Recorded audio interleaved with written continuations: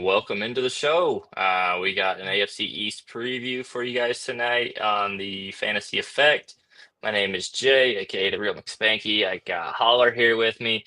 Our other co-host Ron is down and out from the heat wave crashing over the Midwest right now, so he's on the IR spot this week. But Holler and I are here, so we'll take good care of you. Don't you worry. Holler, how's it going, man? Pretty good, man. Pretty good. I'm deep into college right now, but I know. it's just as fun. You've been getting into some degenerate C2C kind of things. I know Yes, you've sir. been playing in Devy leagues for a while, but you said I could do this better, and you dove in Yep. even I can deeper. one I up. love it, But dude. Not a lot of news this week. I was scrolling through, and I was like, "There's really not nothing. a lot going on." We're kind of in the dead period until training camp starts at the end of next month.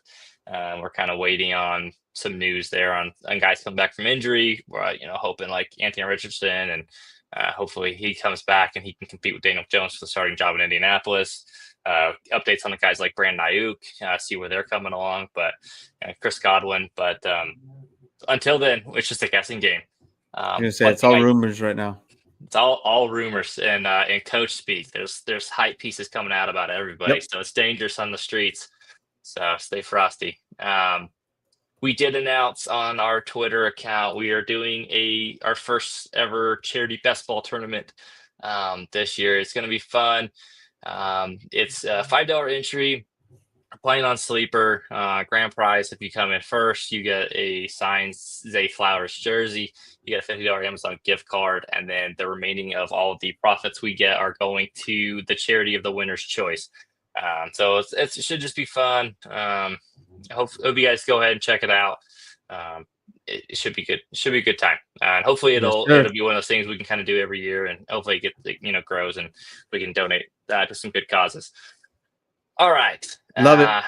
got a new segment here called Smash or Pass. I'm sure it's very original, and no one's ever heard that before. So we got some year two wide receivers looking at their over under props, courtesy of Underdog. First up, Roma Dunze. He has an over under receiving yards for 799 and a half yards. That puts him at about 47 yards a game, assuming he plays all 17. And for context, he had 734 yards last year on one of the most dysfunctional Chicago Bears teams to date. Are you smashing that, or are you gonna say, nah?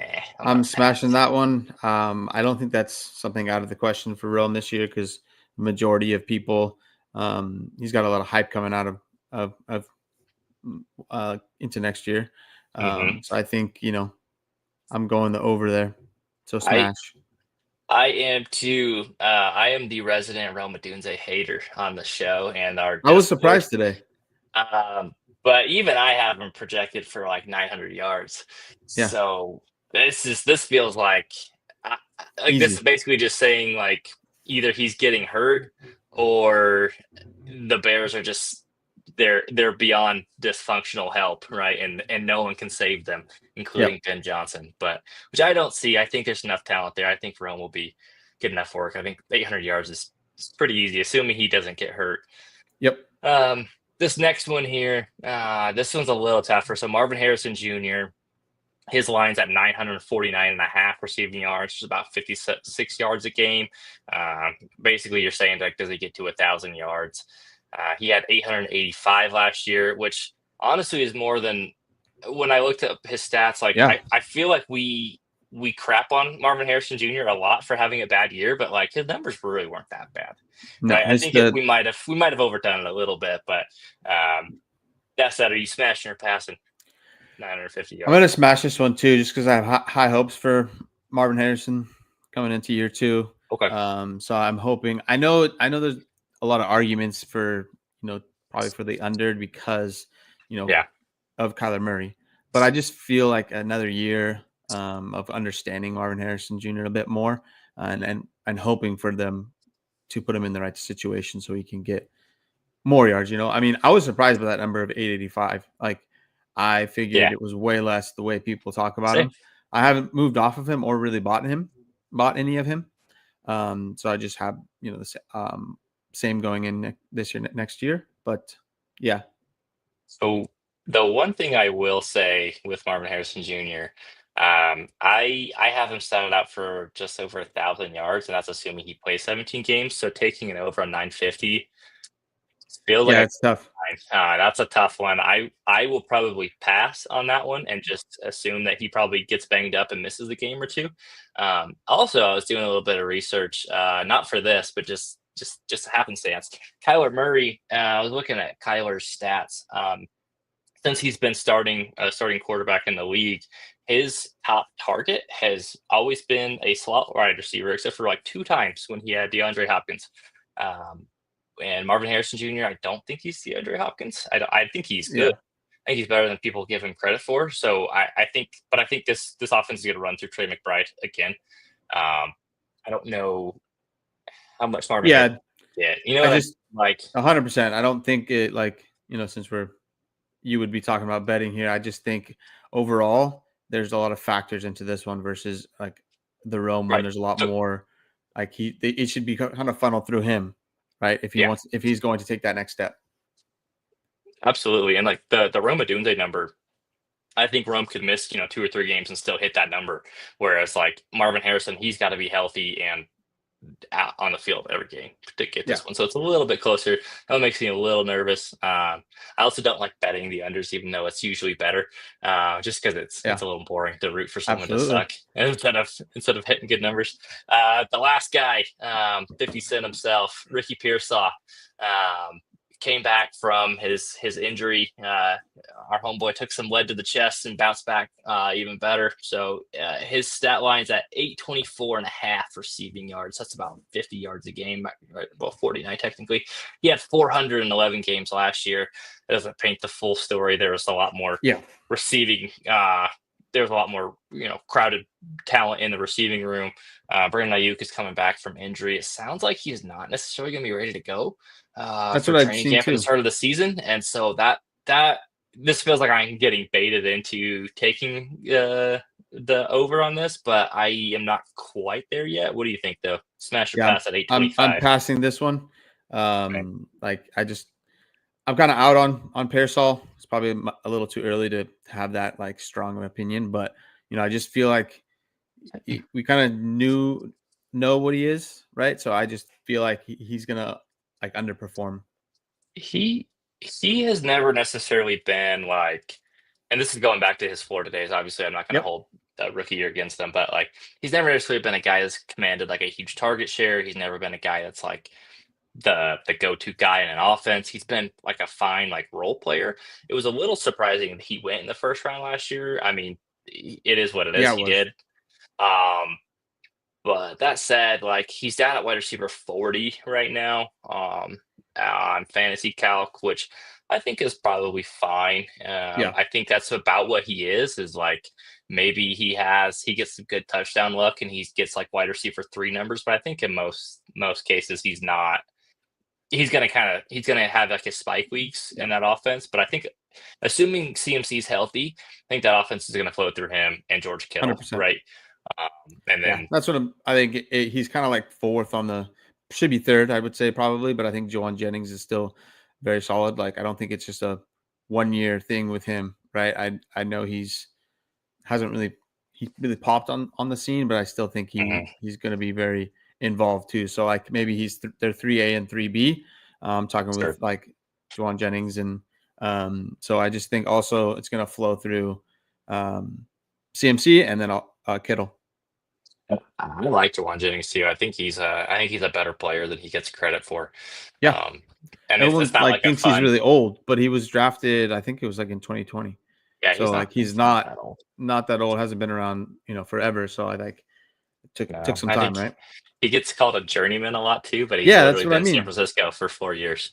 Yeah. So it's like he just hasn't. It just took him a while. Maybe I think, he's going for that 5th year breakout that I've been hearing so much about yep. Right. on X lately. But I hear. Um, but so Wes, to your question in the chat, who in the league do you like to bet the under because you root against them anyways? Probably a Chiefs player, any of them. Mahomes, Yep. Kelsey in particular, I do like to bet the under on because Yep. I don't enjoy him as a football player. So, 100%. um, all right, let's get into. Well, actually, let me ask. I don't think I made any trades this week. I Did you did make any not. trades, Holler? I tried. Wait. I tried a few. I tried to do one with. Uh, I was acquiring Devon Achan and a 26-2 for Rasheed Rice, Tyja Spears, and I think I was in a third. And the counter came back with nowhere near what I was talking about. Yeah, I So got then you. we just declined and moved on. Yeah, no, I was firmly on the HN side there, but so Was it I a little understand. I don't. egregious? I I have mean, HN above Rasheed Rice. Is where I was yeah, going with no. I that one. mean, it's. I really don't think it's that egregious. No, I just think it's Okay. something like if I was, sending that, I don't think I would. Yeah, I think that's pretty even in my brain too. Okay. Yeah, the counter came back with like me sending Rasheed Rice, and then I was getting like Caleb Johnson and Jaden Higgins back, and I was like, well, that's not what I wanted. Exactly. Um, I don't and think I that was was like, like a oh, he doesn't listen to the show. He doesn't know how much I hate Caleb Johnson, clearly. yeah So, that, and then also I think it's like he probably just doesn't want to trade HN, so trying to which get I that get. value there. I don't Yeah, necessarily want to either. I think I think I talked about it in our most recent Substack article, but like I think he's a dark horse to finish as the running back one this season. I think he has all the talent in the world. I think Miami's invested a bunch in the O line. Actually, we're going to talk about the Dolphins here, so I don't yeah. have to do that yet. But I And like also I HN a lot. think Yeah, I think Wright takes a step forward, so I think it's going to yeah, be I do too. really good. All right, let's hit the AFC East. This is our final divisional preview as we're rounding Let's out the go. month of June. We'll start with the reigning AFC East champions, the Buffalo Bills. They went 13-4 last year. They made it to the AFC Championship and came up short against the Kansas City Chiefs again. That seems to be their MO. The theme, Their yep. 2025 projected win total is at 11.5, which feels high given that I think some other teams in this division are going to be better. I would probably take the under on that. Where do you come down on the team total? I am taking the under as well because I think this division is going to be better as a whole. Yeah, that's where I'm at. And the 11.5, like I said the under, but like it's because Yeah, I I think could they go like 11-6, not because they're exactly. going like 9-8 or whatever, right? So Yeah, I don't feel like this is like I feel like this line is spot on, right? Like if yeah, you told me they went 12-5 or 11-6, I'd say yeah, probably makes sense. yeah. Exactly where I'm at. Um, Going into some of their key players, Josh Allen, obviously he's been the fantasy quarterback one in Dynasty for some time now. Is he still your Yep. QB1 or is Jaden Daniels overtaking him for you? No, I'd still take him if I was at 101. I know Jaden Daniels has gone at 101 as well, but I'm still going with Josh Allen. I actually took Jaden Daniels 101 in our most recent Yeah, startup, and that's why I brought up the question because I was yeah. like, I've let me seen get him your thoughts. multiple times in startups this summer, and it's just like Mhm. I could flip a coin probably. Yeah, I mean, it's more of a sure thing with Josh Allen, right? He's just Yeah, a little bit older, so there's a bit of a trade off, but we'll see. You got to live a little. yeah. I mean, Uh, I think he's going to be basically the same. We know what we're going to get from him. yeah, That's why I think I lean that. Because I think we still could see a regression a little bit with um, Jaden Daniels. for sure. This running back room, I think this could be interesting. So let's hit on James Cook real quick. He's got a potential holdout brewing. Besides that, like I think he's gonna show up to camp. I don't think he wants to get fined. I think he's gonna play regardless of if he gets a new contract or not. But I think the bigger thing is the TD regressions Yeah, incoming here. He had 16 rushing touchdowns last season. His previous 2 years, he was at two. Each of those 2 years, like that's a huge spike going from two to 16. I think that's going to come crashing down, and then it's just a matter of like, okay, how far does it come down, and does that like crash his value? Because right yeah, now he's running back 14. There's a bunch of new rookies coming in that I think could jump him. Um, Guys that are coming back from injury, like Kenneth Walker, that might be able to jump him as well. What are you doing with James Cook right now? yeah. So I have moved off of James Cook a couple times Okay. this off season. And then I haven't been drafting him really. I think it's just that the touchdowns are really propping up his value, right? And I think, I'm not saying that James Cook is bad, but I just think that at this time, like that humongous jump from 2 to 16 is outrageous. And I think Yeah, it's going to come down, right? I think if we still get 10 out of him, I think that's going to be a really good, really, really good season for him. I do too. And actually, let me see. What Yeah, I do was I gonna say have what him at? what do you have him started out for? And I just think like I'm at 9, if I so right was around there. Yeah. yeah, so I think that the problem is more of just his value, not the player, right? So he's going Oh yeah. a little too early in startups. I would rather take some of those wide receivers around him and then wait a little bit and get a running back that's going to probably get you that same value. The other concern too is, Ray Davis in year 2, does he get on the field more? I mean, he had 120 carries as a rookie last year. Does he get more involved? Ty Johnson is more involved than people Yeah. really want Well, I him to think be, like, especially on like 2-minute drills and things. Like Ty Johnson's in there on third downs because he's a much better yep. pass blocker.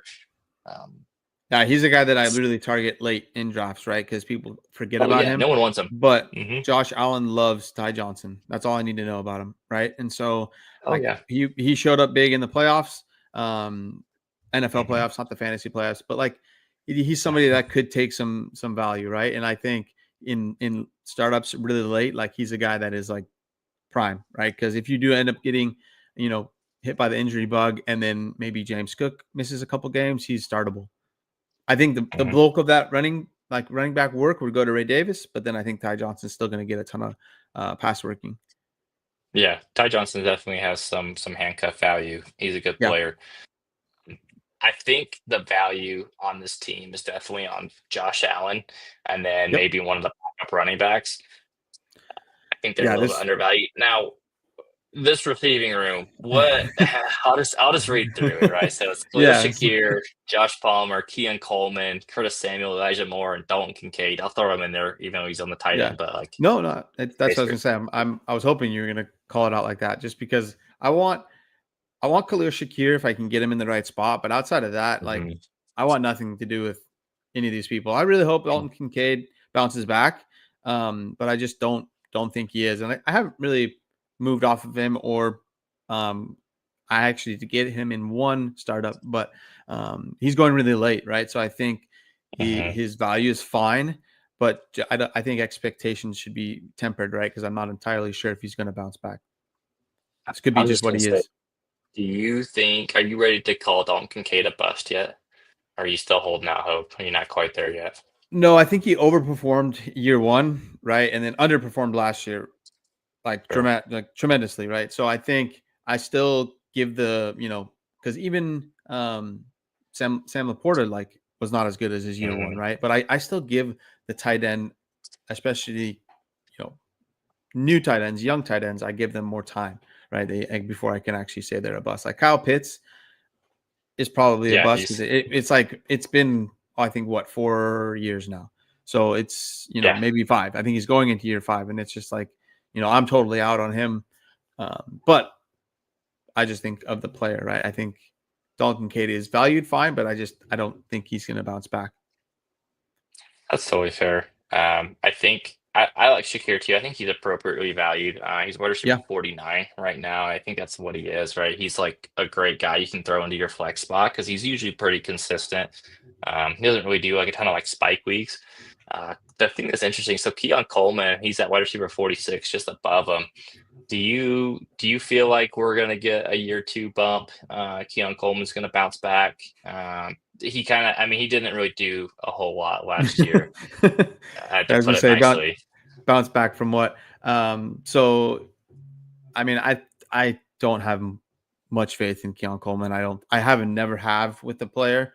So I Yeah, just am, you know, I just don't know what he's going to bounce back. I think he's going to be like a guy that could possibly get a touchdown here and there because he's really good in the red zone, like it, jump ball situations. that's But yeah. I think that's about what he is. I think that's what you're gonna have to hope for is that he pulls out like a Kelvin Benjamin type of That's season what. where he catches Okay. like 12 touchdowns and he doesn't really get any yards ever, but Yeah. But yeah, That's the dude, exact like player I was thinking of, but I couldn't think of his name, so I just kind of that's nixed funny. the trying to bring it up. But yes, that's exactly what I think of with Keon Coleman, just like a jump ball guy. Yes. So I just think that's like that's what he is. Oh, for sure. I think that was like a little bit of a knock on him too coming in, right? I just think that's It was, just yeah. the He type of disappeared player. at times at Michigan State and Florida State. Yeah. Like he's athletic, he's big, he should be better than he is, but he Yeah. doesn't play like he's 6'4", 215. You know what I mean? Like he plays a lot smaller than he I've actually heard is. he's a beast It's on the frustrating. NBA or on the court, the basketball court. I've heard Is he's a that beast. right? Well, Yeah. that's exciting. Yeah. I'll keep that I in saw mind. See some. if he I gets can't some points remember. for Like there three was pointers. Yeah. exactly. There was a thing on X circling around, so I think that's what reminded me of him. Okay. Totally But yeah, fair. like Josh Palmer, Curtis Samuel, like I we know exactly who these people are. Like Right. I'm good. I'm kind of out on these pass catchers. I am too, honestly. A lot of the Bills, they don't it's such a good offense, but it's weird in that like you don't necessarily want any of the pieces outside of Josh Allen just because Yeah, it's so spread out, right? yep. But, You never know who's gonna get the ball or like the lion's share of that game. right. It's like a box of chocolates, you don't know what you're gonna get. Uh, going south from New York down to Miami, the Dolphins went 8-9 last season. They missed the playoffs. Their win total was only at 6.5, which feels low. I'm assuming they're baking in a Tua injury into that 6.5 total. I would smash that over Yeah, here personally. I think that's. I yeah, think that they've seems gotten a lot low. better, but I don't know. What do you think there? That You think it seems seems low too? a Okay. bit low. Like I would smash the over on that one just because like that seems very like to get 6 games. Right. It Like, would be. I just like that's a given in my opinion. I know I said that the conference as a whole or the division as a whole was a little bit better, but like I don't. I mean I don't know. I find it hard to believe they can't get 7 wins. I was gonna say they got 8. They got to 8 with Snoop Yeah, Huntley out there at quarterback last year, and a whole host of just garbage. So I think that leads us into and the key players. It's Tua, right? Like yep, the success of this offense is on him, right? It's like totally. And for some reason, I think I'm still like there's hope, and I still think we can see it. But I just, at the end of the day, one more concussion, and he should be done with so football. we said that about Yeah, yeah, we have. That's true. two concussions ago, but Yeah, he just keeps trotting out. He refuses to wear a Guardian helmet. He's just, dude, I don't know what's going on, but he's gonna yeah. keep coming back out there until he probably physically can't. But yeah, I mean, to kind of tie it back into like value wise, I think he's a pretty like a good value in startups right now, going in the third or fourth round. Yeah, Depending, I think it just kind of depends on the third round reversal or not. But yeah, it's been yeah.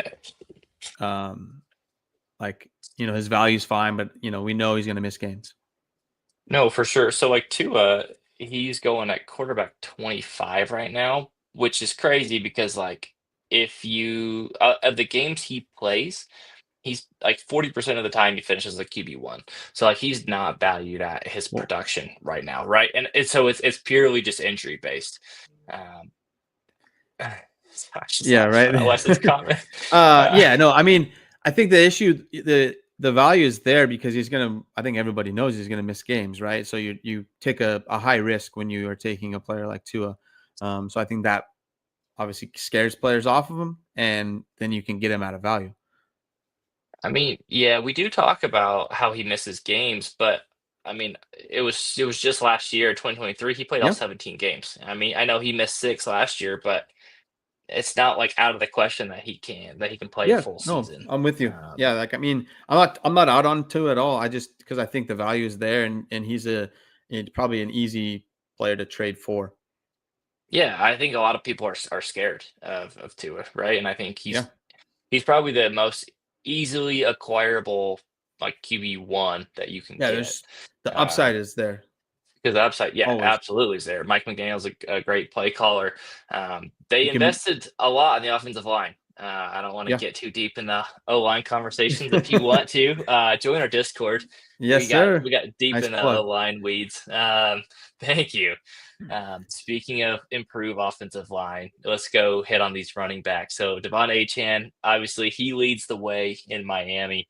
I like him a lot. He took a ton of carries last year, and I think it Yep. was funny because the knock on him was that he's a little like smaller. People are worried that he wasn't going to last. Dude, he was a workhorse last year, and he toted the rock like crazy. I think he's going to get a lot less carries this year, but I think Hopefully. it's a good thing. I was just going to Yes, say, I that's think what I it's a good mean. thing. So, just looking at some of his statistics, so 2023 is rookie year. He had 108 carries and he averaged 7.5 yards per attempt. Last year, he had 203 carries, so like almost double. And then his yards per attempt went down to 4.5. I think there's probably a better sweet spot in there, probably like in the Totally. 165 to 170 range. And then his yards per attempt, his efficiency numbers go up. I'm hoping Jalen Wright steps up. I kind of hope he is the guy there that kind of takes more of the Yep. like short yardage, kind of more like I physical. think it's possible Yeah. Madison doesn't make the I do. team. Oh, interesting. Yeah, like Over Alec he's Gordon? so out of that. Well, so I don't like I've talked about it before. I'm not big on Ollie Gordon, but I think he's like a good complement to HN and Wright. I don't think Wright and HN are like overlapping, right? I think they're a little bit have Yeah. different play styles, Mhm. but I think Madison and Ollie Gordon overlap a bit, and I'm sure Madison was signed for very cheap money, so like it's, in my opinion, easier to just Yeah. drop Madison versus putting Gordon on the practice squad or whatever. Yeah, let me pull up his contract. I don't But think it was a lot of money. if he does, I expect him to take like some red zone work, right? Even though he Sure. probably was like, I think he was one running backs that we joke about. Like he had like a ton of carries in the red zone, but Good. not very many It touchdowns. was brutal, dude. Yeah, I Because he think was on the okay, Raiders last year. It yeah. was So horrendous. that's why I think he like maybe because I just think he's easily the fourth. If I were to rank these running backs on here, like easily the fourth, that could be why I'm just saying he could be cut. But to me, that seems the most sense. But I just He don't think, absolutely could get cut. I just pulled up his cap numbers, 1.1 million. Which is basically yeah, nothing. exactly. So that's kind of my thinking there. And then, but I really don't like, I think the only thing that's going to take like a little bit away from HN is them just reducing the number of carries. And right. And I think that's going to help his Yeah. longevity anyway. I do too, and I think it's going to make him better. Yeah. And I think Jalen Wright, like he was fine last year until some of the injuries on the offensive line stacked up, and then they kind of changed their whole run philosophy. Their whole offense changed, and it kind of went to poop. So, I think um, I'm pretty sure he has a very, like, he's the type of player that I think is very explosive and could at any point take it mhm. like to all the way He's to a fast. touchdown. So He's I'm big assuming he's too. got a pretty good Mhm. like explosive play rate, right? I think that's got to be pretty high, and that's what we want to see. If he was able to kind of reduce the number of He also had a lot of negative runs, but I think I'm going to pin a lot of that on the offensive line and offensive not line, yeah. him. So I But I don't could think be he's an just kind of incomplete overthinking. Yeah, totally. evaluation. You know what I mean? So, um, all right, moving on to the receiving core here. I got Tyreek Hill, Jalen Waddle. They had some down years. Malik Washington should be their starting slot receiver. I want to touch on him here in just a second. They signed Nick Westbrook-Akine, who went on a just a crazy I was touchdown gonna run say, last year in Tennessee, and then Johnny Smith at tight end. Who sticks out to you here? Who are you looking forward to on I this offense? yeah. So I think if I'm remembering correctly, I got Jalen Waddle in a deal that I moved. I think it Mm-hmm. was Rome and James Cook, and I got Waddle and something else. I can't remember. Remember that? Maybe, yeah. So I vaguely remember that, and so I like him to have like a much better season. Right? He last year was I think just had like a lingering hamstring issue and things like that. He gets Mhm. like he reminds me of T Higgins, right? Because we know they're going to miss a certain number of games, plays, Right. unfortunately. But I think he's going to kind of bounce back because I think obviously Tyreek Hill's a little bit older, and you never know what you're going to get with Tyreek Hill. So I just think he Mhm. takes a step forward, especially if he can stay healthy. Jalen Waddle, that is. So let me talk about Tyreek Hill since you brought him up. He's at wide receiver 32 right now. I think that's way lower than he should be. Absolutely. I know he's older, right? And dynasty players don't want old guys, right? Because that's just it's gross, and people are worried that they just fall out into oblivion in a pile of A dust. certain number next to their name, and boom, they're done. Exactly, dude. It's like, oh, this guy just he can't even he can't Yeah. play anymore. But so he wasn't right last year. This whole Dolphins team was just Yep. not right last year. He got a wrist injury he picked up in joint practices with the Commanders in the preseason, right during training camp. So, and I think that really affected him pretty much the whole season. And the offense too, and we'll talk about Johnny Smith here. So the offense really transitioned to like, okay, we're trying to protect Tua from concussions. The offensive line we don't trust them to block for developing routes downfield, which is where Tyreek Hill really succeeds. They really shifted to more like we're going to throw a bunch of quick slants to Johnny Smith, right? And so Johnny Smith went from like a career high target total of like 55 to 109 that he got last year, which That's is insane. crazy, right? Yeah. Like you have a team with Tyreek Hill and Jalen Waddle, and you said, let's make Johnny Smith at the focal point of this offense. Makes no sense. I think they've done some changes to this offense, right? I think they brought in Nick Westbrook-Akine, who's a nice blocking receiver. He's kind of a Annoying. physical guy.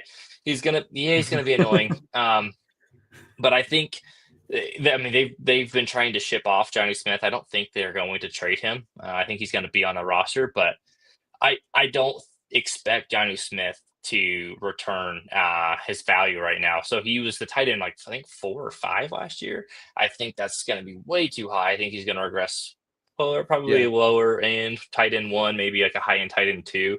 And I think his offense is going to flow through the receivers again.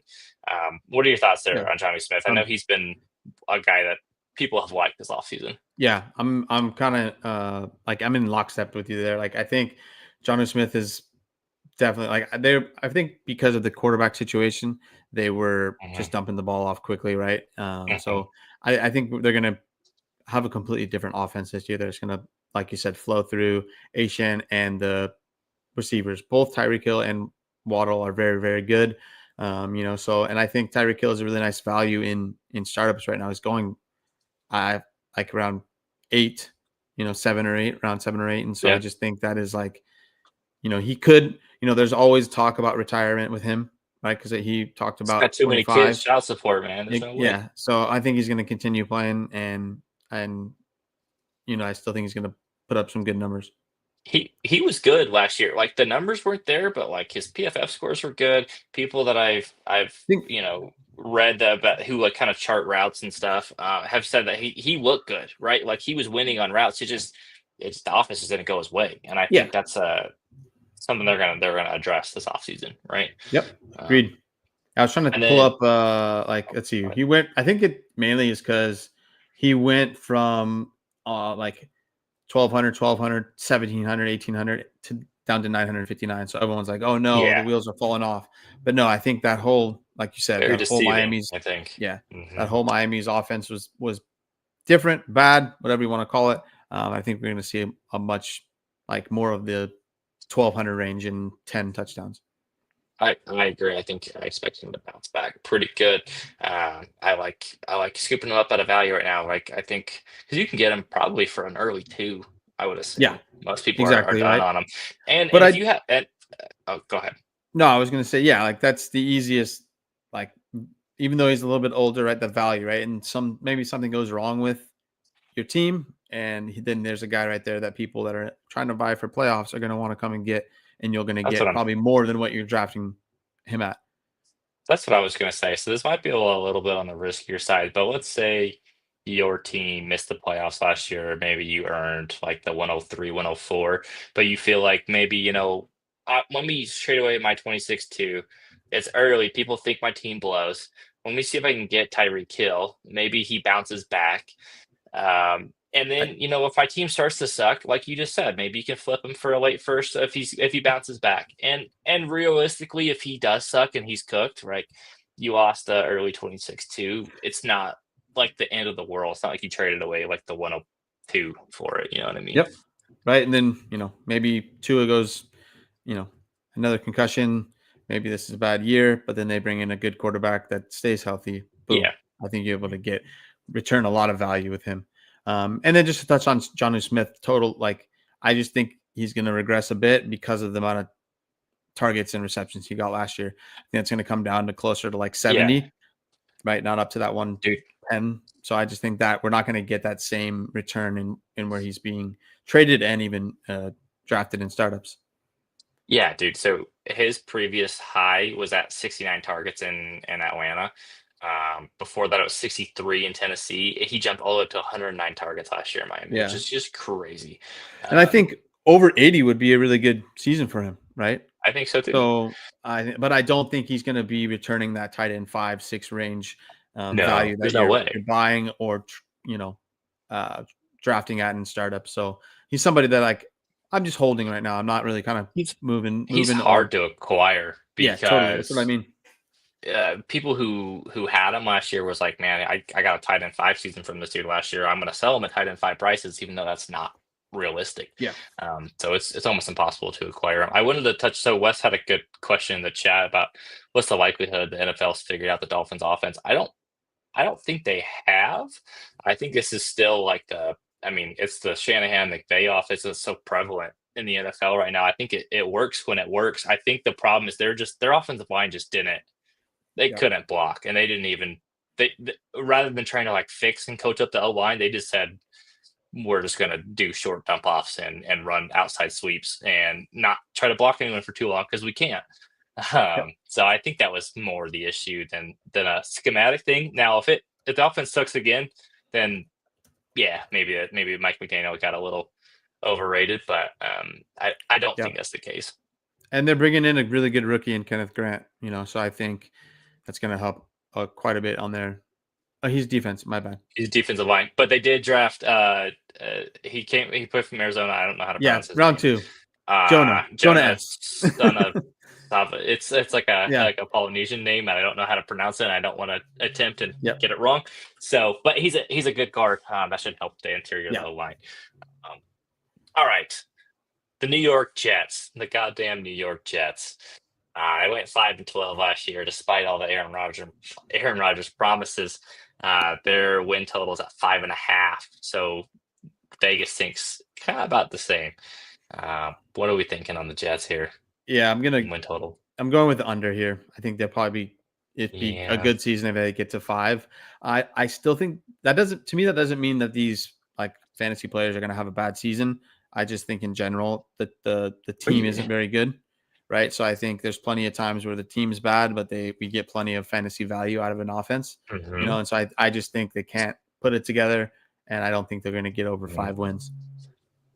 Yeah, I mean they have kind of a tougher schedule, right? And because I think it would be a little easier, but it's really not. Yeah, and I think the Patriots are going to take a step forward.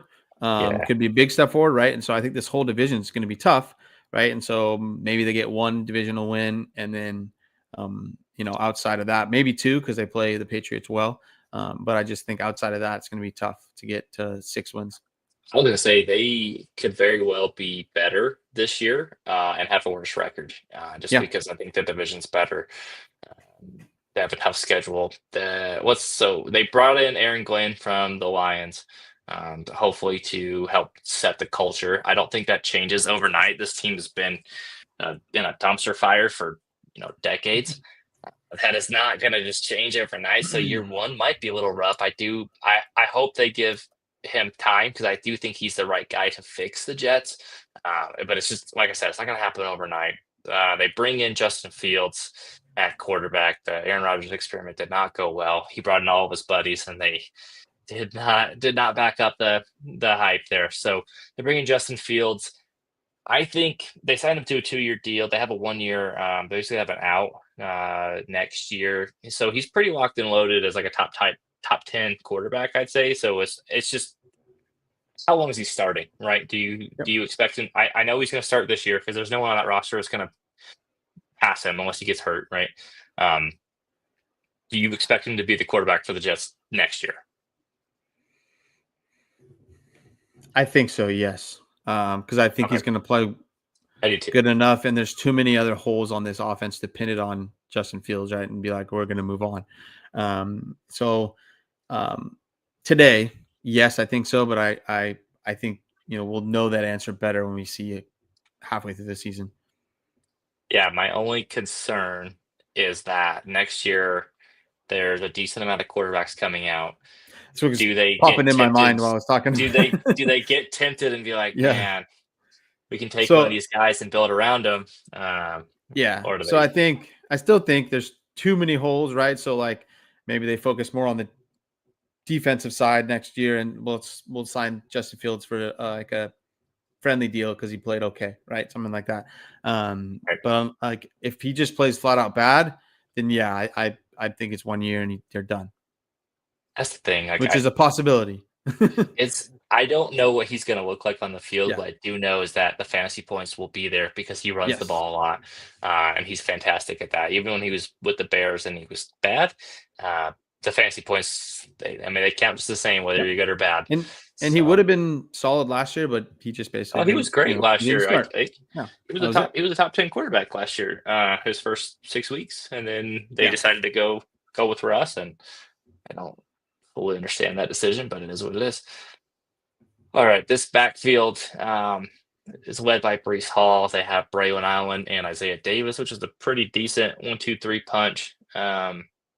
Aaron Very. Glenn and them have come in and kind of talked about how they want to have a running back committee. They've kind of since come back and said, "Well, Brees Hall is our guy." To me, the running back committee isn't the concern that I have for Brees Hall. For me, it's the what does the target share look like? Does he still get the passing work? And then how much does Justin Fields take away rushing wise, especially like in the red zone? For Brees Hall, like does he eat into those rushing touchdowns that Hall would have gotten?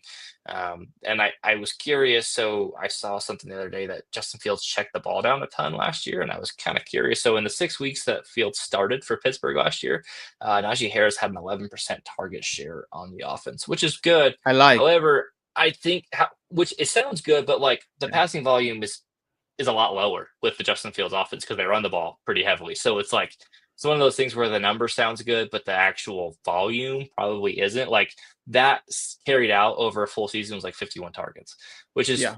fine, but it's not like Brees Hall has gotten pull it up, but he's So gotten a lot my better now. argument to say that I like it is that if he's going to do it with Najee Harris at 11%, he's going to probably do it more with Brees Hall because he's a much better pass catcher. And then, Oh yeah, so I think that's a little bit there. And I think Brees Hall wasn't 100% right last year. I think another year removed from that ACL. I think he's really good to have a solid season again. I think touchdowns will go up. I think overall the offense will flow a lot better than it did last year. And I'm not saying last year it was bad with Aaron Rodgers because the numbers were there, but the offense just looked bad when you're watching it. the offense was horrible, and it was just Yeah, like. It's like how can Aaron Rodgers force feed the ball to Devontae Adams and or Alan Lazard? And it was just yeah. gross, right? So I think Um, we'll get back to more of the Garrett Wilson, Brees Hall of what we remembered in yeah. 2023. I think it was. So I think we were kind of unfortunate. Yeah, that it didn't go over really great. The Yeah. backups here, Braylon Allen, Isaiah Davis. Now, I don't love Braylon Allen. I think he's kind of a guy. Um, Isaiah Davis, I do like. He was out of South Dakota State. He's a fast guy. He's a good pass catcher. He's I think he could potentially overtake Braylon Allen as the RB2. But the thing with Allen is that like he's big, right? And so I think Yeah. he's going to have this short yardage kind of work, and he might get some of the goal line work too, which also takes away from Brees Hall a little bit. I What are Yeah. you doing with these two? Are you kind of avoiding? Do you like any of these guys? What are you thinking here with Yeah. Braylon Allen So and Isaiah I'm Davis? kind of like, I've kind of seen Isaiah Davis quite a few times in the end of like startups, and I've grabbed him because I think he's got that really good pass catching Mhm, upside. But I think mhm. unfortunately, like the backup guy in the red zone is Braylon Allen. Um, I do too. Yeah. so I think he's going to be just around, and unfortunately, going to take away touchdowns from Brees Hall, and he's not going to Yeah. be good enough to have standalone value. So I think we'll see more of Brees Hall, but I think we could be like Braylon Allen could be the most annoying player. Yeah, it's one of those. I think if Brees Hall goes down, I think Isaiah Davis is the one that benefits the Yeah. most from that. But like if Brees Hall's on the field, I think Braylon Allen's like the other guy who's would have the more value. Yep. Um, There's All that right. touchdowns. Yeah, let's talk about the receiving core. It should be pretty quick because there's really only like two guys. So Garrett Wilson, I have him projected for about 30% target share. Simply because there's not a lot else there. They signed Josh Reynolds and free agency. Alan Lazard's still there. They drafted Arian Smith on day 3. Arian Smith, the rundown on him real quick. He's fast as hell. His hands are questionable, to say the least. And then Mason Taylor was their second round draft pick out of LSU. He's their starting tight end. Real quick on Mason Taylor, I know I've said He this loves before him. and I've gotten some flack for it. I would not be surprised if Mason Taylor has the most receiving yards and targets out of any of the rookie tight ends this year. I don't think it's crazy, because Oof. outside of Garrett Wilson is going to be Mason Taylor, right? He's going to be option number 2, Right. or maybe we'll say 3 because of Breece Hall could be option number 2 in the Sure. pass option. But I think a lot of it is because if you remember back to the Bears, and I think you were going to talk about this, but Justin Fields likes to target the tight end. So I just think he's option, 2 in the passing. So I just think there's a lot of targets for him to get. And you can think of the other 2 top tight ends. It's a little bit of crowded in Chicago, and then we don't know exactly who's playing quarterback in Indianapolis. So, I just think there's a very, very good path for Mason Taylor to have the most targets. For sure. And the other thing too is Colson Loveland for the Bears. He isn't all the way back yet. He's still recovering from his injury he had in college. And so I saw some news today that he might not be ready to go for training camp, which is a little concerning. It's like, because he was supposed to be ready to go for like the combine, and then he wasn't, and then he wasn't Yeah. ready for OTAs. And it's like, well, is he going to get on the field? Um, that's a concern. Yeah. And then So obviously you touched on the Colts thing with the quarterbacks, but I think Cole Kmet had his best years by far when Justin Fields was there. I think he had a top 5 or 6 season with Fields one of yep. those years. And so, I mean, I'm not saying Mason Taylor is like, I think he's better than Cole Kmet is, but man, I don't know. And he's one that I'm really curious to see if he gets any hype during training camp, right? Because I remember with the Lions and Sam Laporta, when Aaron Glenn obviously just came from there, like they were talking up Laporta all training camp, and if Mason Taylor starts to get a similar drum beat, I'm gonna feel a lot better. Yeah. But I think he's got a clear path. Agreed. And outside of Garrett Wilson, there's Josh Reynolds, Alan Lazard, and Arian Smith are honestly nobody. So I think Garrett Wilson is very, going to have a nice bounce back season. I think so too. All right. The last team in the division, the New England Patriots, they went 4-13 last year. They fired their coach after one season. They bring in, I'm blanking on his name now, the dude from Tennessee, Mike Vrabel. Yeah. He used to play for the Patriots. They're kind of reestablishing the Patriot way. I guess old habits die hard. They bring back Josh McDaniels as their offensive coordinator for, I believe, his 3rd stint as OC in New England, which is wild. Their projected win total jumped all the way up to 8.5. So that tells me that Vegas thinks this team is very good. They had a good defense last year. It got ravaged by injuries. Should be a lot better this year, not to mention better coaching. I could see him hitting the over on that, but I wouldn't feel good betting on it. That's exactly what I was going to say. Is like this it's is like going to be like 9-8, right? Like it's not going to be. Yeah. There's no way I'm taking this bet, but I could see a path for 9 wins. But I still think even if it was 7-10, it's still going to be a good season for them. So I think it's going to take more than just an off season for it to turn it around. And I know Vrabel was there, played there, whatever, right? But I just think it's going to take a little bit more than just that one off season to turn it around and it be the Patriots of the old. No, for sure. I think it's not going to change overnight. And this offense, this is what I care about for fantasy. I don't know how good the offense is going to be. It's the talent pool is slim. Well, let's talk about it. It's bleak. We'll start with Drake May. I like Drake May. I think he's a good player. I think I was pleasantly surprised with what he showed last year. I thought he looked good. My question I have is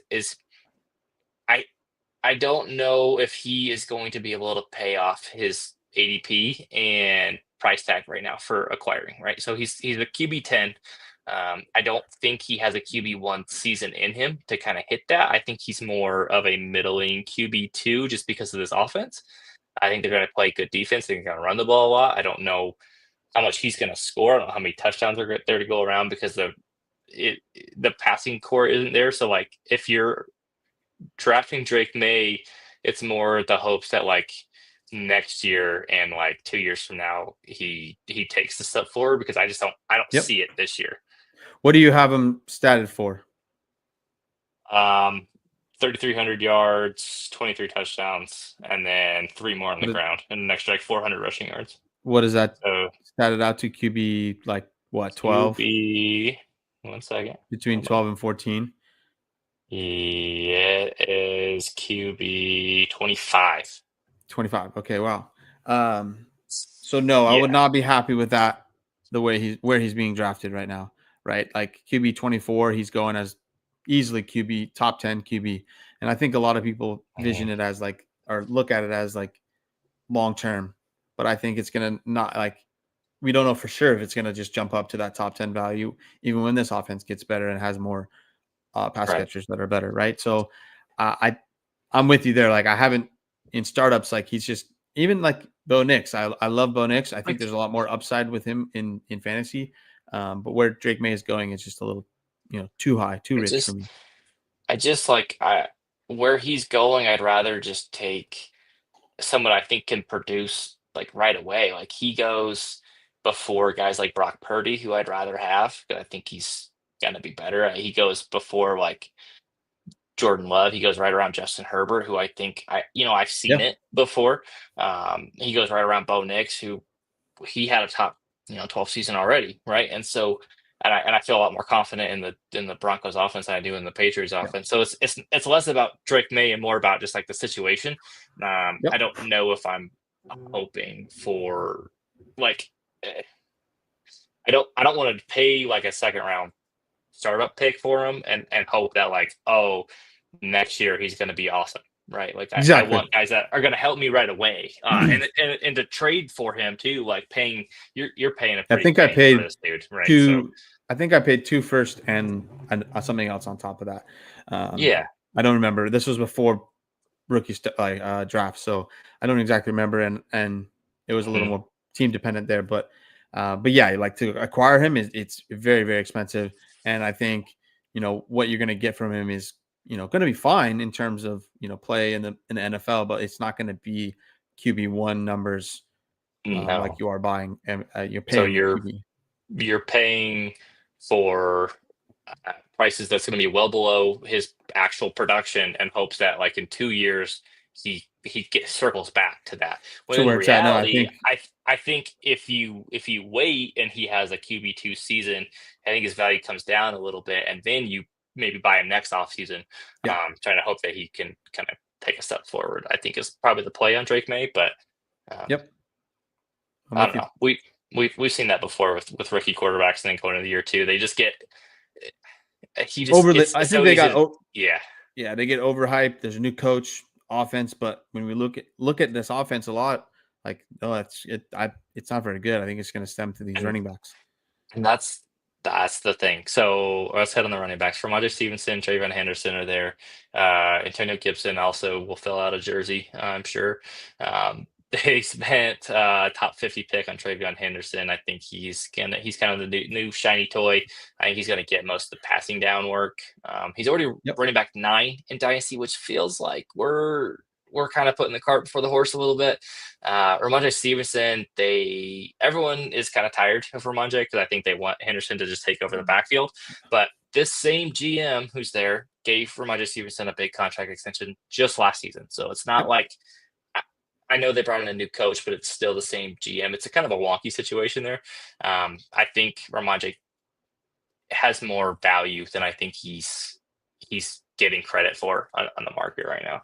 Yep, 100%. He's a guy, a running back I've been targeting later in drafts when I'm in some of these startups. Like he feels really good in a flex play, and maybe if the wheels fall off or Trayvon Henderson is what is expected, it's going to turn into his backfield, right? But I think in the beginning of the season, it's going to take time for Javion Henderson to kind of overtake Ramondre Stevenson. And then I think Ramondre Stevenson is going to be used in the red zone quite a bit, right? So I think he's got plenty of standalone value. I think so too. Like Ramondre's down at running back 48, which just feels crazy. I know he's 27, right? But like, I think he has. Yeah, I think that's crazy, right? I think he's a I do lot better too. than that. Yep, I agree. Because even if he does get the majority of his touchdowns in the first half of the season, and he gets, we'll say, he plays the first 4 games and gets 4 touchdowns, right? You're going to be super happy with that. And I don't think he's going to end with 4 touchdowns if he does that. You know what I mean? Yeah. So I think either it's going to start good, and which I think it is, and he's going to be involved, or we'll know right away if it's.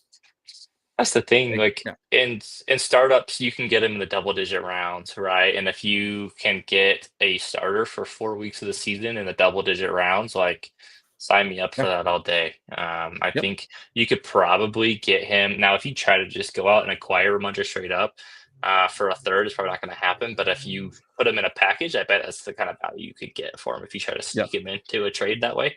I think a third's a little too cheap, and then if I feel good about my team, I probably would send a late second, because I think it's probably something that you don't really feel comfy doing, but I think you're going to be happy with that production you're putting on your team versus feel bad that it's a second. That's what I'm trying to say.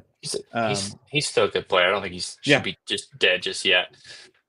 Let's hit this receiving core real quick. We got the Stephon Diggs, who hopefully will be there and off of his boat. We got Demario Douglas, Mac Hollins, Kyle Williams, and then there's the tandem of Jalen Polk and Javon Baker, who they drafted just last year that didn't pan out, and then Kayshon Boutte is there as well, and then Hunter Henry at the tight end spot, who was a top 10 tight end last year.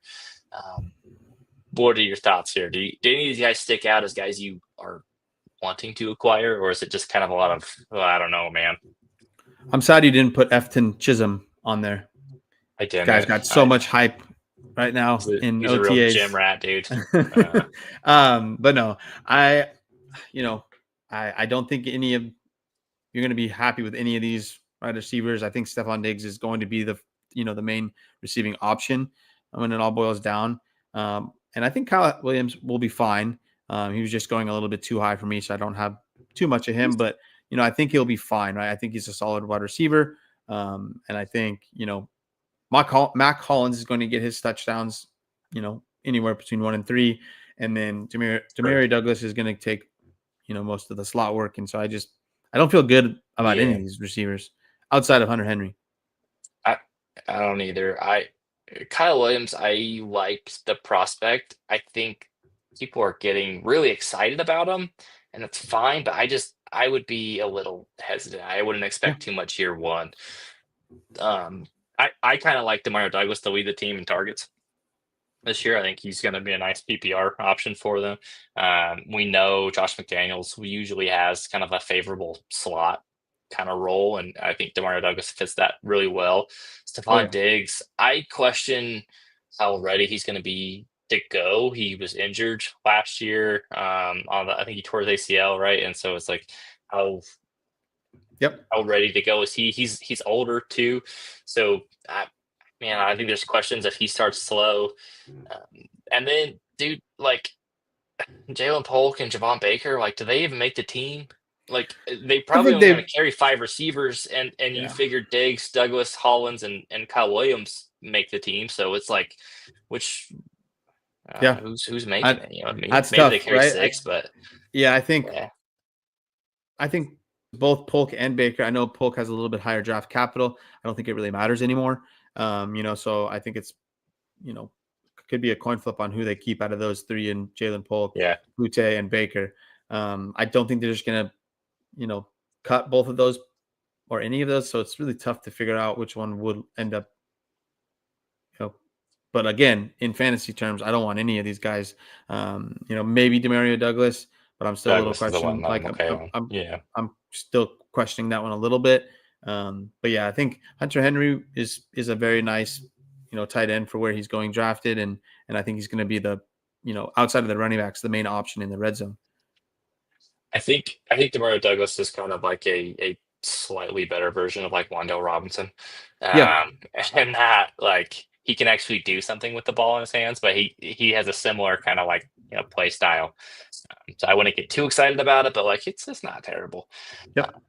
And then Hunter Henry, dude is just constantly undervalued. He's tight end 32 right now on Fantasy Calc. He was a top 10 tight end last year. I know he's 30, but like I think he's still going to be the guy in the red zone, right? I think it's Yep. Hunter Henry. I would expect him to get a decent chunk of touchdowns, and once you get past the top, 4 or 5 tight ends, it's really you're just looking for guys who can score touchdowns, and I think Hunter Henry is a good bet to do it again. So Hunter Henry is a guy you could get just dirt cheap. Yep, that's what I was thinking. And for me, he's until Diggs is back to 100%, if he even ever gets there, like he's number one option in the receiving. Yeah, definitely. Any last notes on the Patriots that you wanted to hit That's on? it on the Patriots, man. I think this is going to be a good. These teams just beat up on each other in this division. It's fun. It's a fun one to watch. I do, yeah. And there's plenty of fantasy relevant players in. So no, for sure. And so that's the end of our divisional preview. So we'll have some new content for you next week. That's not a division preview. Let's TBD. Tune in next week, and hopefully Ron has recovered from his heat exhaustion out there in the great state of Michigan. And we will catch you on the next one. Thanks for tuning in, guys. Appreciate it. Peace out.